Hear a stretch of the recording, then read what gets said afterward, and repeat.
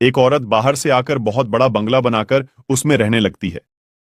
वह औरत देखने में बहुत ही खूबसूरत थी, साथ ही दिल की भी बहुत अच्छी थी।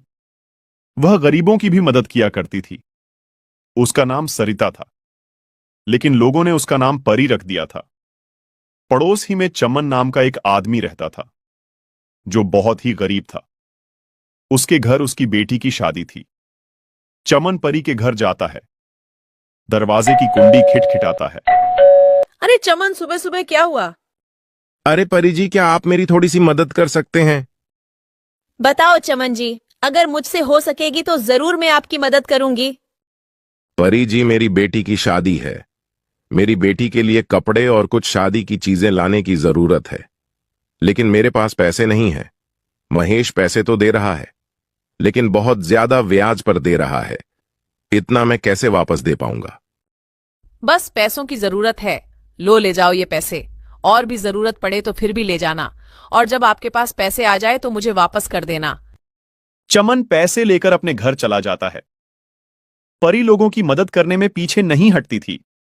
लोगों की भरपूर मदद किया करती थी, लेकिन एक बात में वह मदद नहीं कर पा रही थी।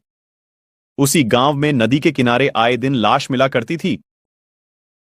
अरे ये हो क्या रहा है? हर 2 दिन पर हमें यहाँ से लाश मिलती है।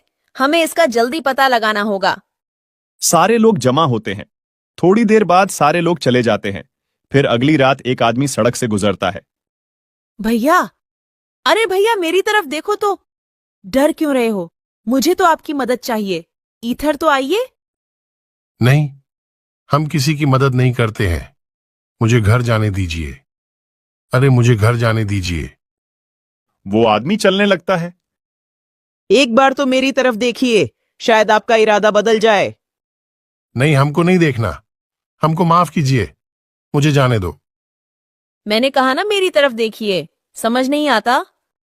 जैसे ही वो देखता है, वो मर जाता है। हाँ हाँ हाँ हाँ, कब की रट लगा रहा था। अब तो तेरी लाश घर जाएगी। अगर एक बार मेरी तारीफ कर लेता तो मैं जिंदा छोड़ देती। उसके बाद चुड़ैल उसको नदी के किनारे डाल देती है। अगले दिन सुबह सुबह रीना रोती हुई आती है। सारे लोग जमा हो जाते हैं। क्या हुआ रीना, क्यों रो रही हो? मेरे पति महेश रात को घर नहीं आए। चलो हम उस नदी के पास जाकर देखते हैं। सारे लोग नदी के पास जाते हैं। साथ में परी भी आती है।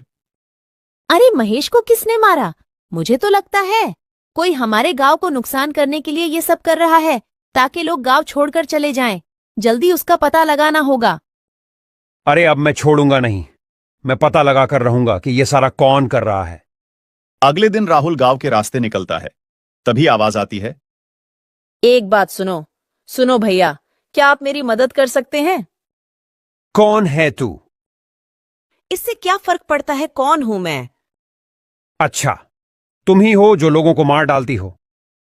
हाँ हाँ हाँ, मैं ही हूं जो लोगों को मार रही हूं। तुम क्या कर लोगे? आज तो तुम्हारी बारी है। हा हा हा हा हा। अरे नहीं, मुझे पता नहीं था कि तुम एक चुड़ैल हो। मुझे छोड़ दो। तुम्हें लोगों के साथ जो करना है करो। मुझे छोड़ दो। अब तू जिंदा नहीं जाएगा। अभी तो बड़ा उछल रहा था, बड़ी बहादुरी दिखा रहा था। तेरी बहादुरी कहाँ गई? और तुझे मैं छोड़ दूं ताकि तू सारे लोगों को बता दे, ताकि लोग यहां आना बंद हो जाए। अरे नहीं, मैं किसी को नहीं बताऊंगा। किसी के सामने मुंह भी नहीं खोलूंगा कि लोगों को चुड़ैल मार रही है। बस मुझे जाने दो। चुड़ैल उसको भी मार डालती है और नदी के किनारे जाकर डाल देती है। सुबह जब लोग नदी के किनारे पर जाते हैं तो देखते हैं।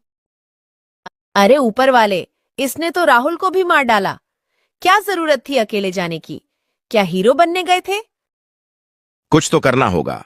अगर रोज रोज इस तरह चलता रहा तो पूरा गांव खाली हो जाएगा। हमें जल्दी से उसी पर निर्णय लेना होगा। हाँ, मेरी तो राय है कि सारे गांव वालों को जमा किया जाए। उसके बाद सारे गांव वालों को जमा किया जाता है। गांव के सरपंच और मुखिया और बड़े बड़े लोग जमा होते हैं। गांव का सरपंच खड़ा होता है और लोगों से कहता है, हर एक आदमी इस मामले में अपनी अपनी राय दे। हमें क्या करना होगा? सरपंच जी, मेरी राय है कि आज रात सारे लोग पूरे गांव में फैल जावे और नदी के पास भी कुछ लोग चले जाएं। लोगों को कौन मारता है सब पता चल जाएगा। लेकिन सारे लोगों को देखकर वह नहीं आएगा तो हमारा काम नहीं होगा। सरपंच जी मेरी बात सुनो, मैं आज रात को जाऊंगा, मेरे साथ एक आदमी को और भेजो, हम दोनों मिलकर पूरी बात का पता लगाएंगे, फिर हम सुबह आपको बता देंगे। ये बात सही है। दूसरा आदमी कौन तैयार है, जल्दी बोलो। तो एक आदमी खड़ा होता है जिसका नाम प्रकाश होता है। सरपंच जी मैं जाऊंगा। लोग अपने घरों पर चले जाते हैं। जैसे ही रात होती है तो प्रकाश और मोनू दोनों गांव से निकलकर सड़क के करीब जाते हैं। वहां से दोनों अलग अलग हो जाते हैं। जैसे ही प्रकाश थोड़ा आगे जाता है तो आवाज आती है, अरे सुनो, मेरी तरफ एक बार तो देखो। अरे चुड़ैल, तू ही लोगों को मारती है। मैं ही मारती हूँ, आज तेरी बारी है। प्रकाश फौरन वहां से दौड़ता है। प्रकाश फौरन मोनू को बुलाता है। मोनू जल्दी मेरी तरफ आओ, यहां चुड़ैल रहती है। अरे प्रकाश, क्या हुआ? अरे भाई देखो उधर दूर, जो अभी औरत नजर आती है वही चुड़ैल बनकर आई थी। चलो उधर जाकर देखते हैं। जैसे ही वह दोनों चुपके से देखते हैं तो प्रकाश कहता है, अरे ये तो परी है, परी। ये दोनों आदमी भागकर गांव आ जाते हैं। फिर वह दोनों अपने अपने घर चले जाते हैं। जैसे ही सुबह होती है वह दोनों सरपंच के पास जाते हैं। फिर सारी बात सरपंच को बताते हैं।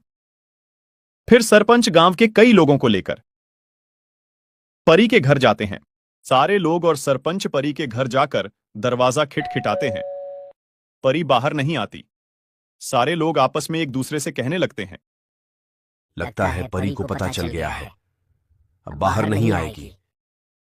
उसमें से एक आदमी कहता है, मुझे तो लगता है परी भाग गई होगी। सारे लोग शोर करने लगते हैं, जिसकी आवाज सुनकर परी घर का दरवाजा खोलकर बाहर आती है। अरे सारे गांव वाले मेरे घर क्यों आए हो? क्या हुआ है? कोई जरूरत है क्या? नहीं नहीं, हमें यह खबर पहुंची है, आप ही रात को चुड़ैल बनकर लोगों को मारती हो। अरे ऐसा कौन कहता है कि मैं रात को चुड़ैल बनकर लोगों को मारती हूँ? सुनिए परी जी, कल रात मोनू और प्रकाश दोनों गांव के बाहर सड़क पर जा रहे थे।